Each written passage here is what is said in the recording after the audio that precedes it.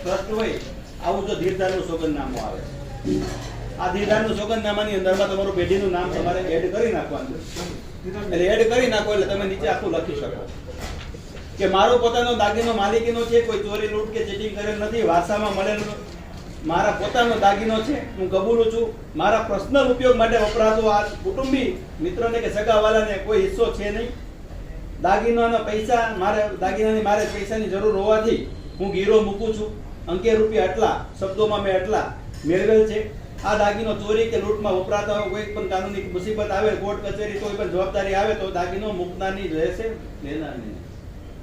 Design વજન નામ આ તે બધું લખેલું.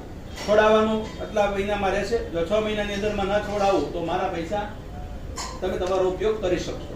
એની હું બહુમતી આપું, ત્યારનો જે ભાવ હોય મને માન્ય રહેશે, મારે એમાં કોઈ તકરાર કરવાની રહેશે નહીં.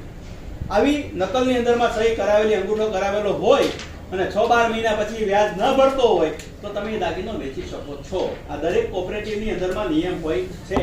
12 મહિના પછી તમને વ્યાજ ન ભરે અને ત્યાર પછી તમે એમ કહો કે આ વ્યાજમાં જવાબ નહીં આપતો, પછી વનનો ભાવ વધે તમારા પર કેસ કરવા આવે ત્યારે આ નકલની અંદરમાં તમે કરેલું હોય ડોક્યુમેન્ટ અને જે તારીખે તમે એ દાગીનો સેલ કરો છો એ તારીખની ધરમકાંટાની ચિઠ્ઠી કઢાવવી, એમનો સેલ ના કરવો.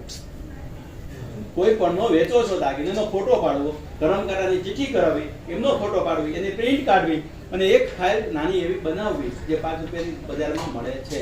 એની અંદર આ સોગંદનામાનું નકલ આ અને એની અંદર લખી અને એના જે ભાવ આવતો એ ભાવ, એના ટચ આવતો એ ટચ લખી અને હિસાબ કરીને એના વધના પૈસા મારા આ ભાઈના 3000 રૂપિયા નીકળે છે, 3000 રૂપિયા એમના જમા, એવું લખી મૂકી ફાઇલ મૂકી દેવાની. ગમે ત્યારે કઈ આવે તો કાલે ભાઈ તારીખ થાય, તારે જ્યાં જવું અહીંયા જા, જ્યાં કેસ કરવો અહીંયા કર. વેચાણનું બિલ લાવવું પડે, કેમ દાગીનું જે વેચી એનું બિલ લાવવું પડે. આપણે તો ભાવ જ બજારનો ભાવ ત્યારે એક તારીખે ભાવ આવતો જ હોય બજારનો. આપણે તકવાનો આ તારીખે આ ભાવ, એ જ ભાવ બજારમાં તમે ચેક કરી લો ગૂગલમાં. અત્યારે ગૂગલ બહુ મસ્ત સુવિધા આપે છે, તમે તારીખ નાખો એ ભાવ 22 કેરેટ દાગીનાનો આવી જાય.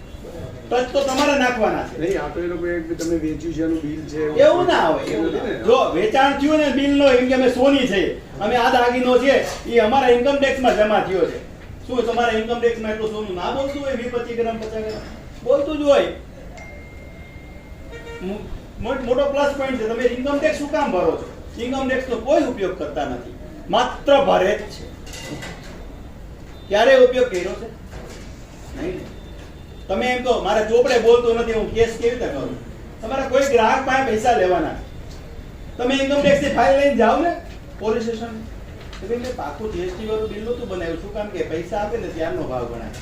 પણ મારું જે મૂડી અત્યારે 400 ગ્રામ સોનું ઇન્કમ ટેક્સ માં બોલે છે, એમાંથી મેં આ ભાઈને આટલો માલ આપ્યો હતો અને મને પૈસા આપવાનું કહેતો હતો. જો પૈસાનું ન લખશો, પૈસા આપવાનું કહેતો તો પૈસા આપ્યા નથી, પણ મારો 20 ગ્રામ દાગીનો મેં એમને આપેલ છે, એ મને પરત નથી આપી ગયો અને એ ભાઈના મારી પાસે 40,000 રૂપિયા જમા છે, મારે પાછા આપવાના છે મજૂરી કાપી.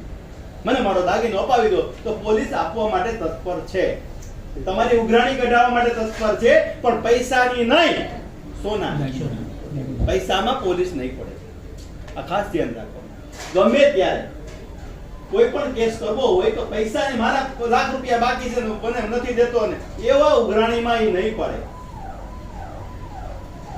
ખાસ મગજમાં રાખજો. પણ આપણે એમ નહીં સમજો, પાકું બિલ બનાવેલું છે વેચાણનું એકાદ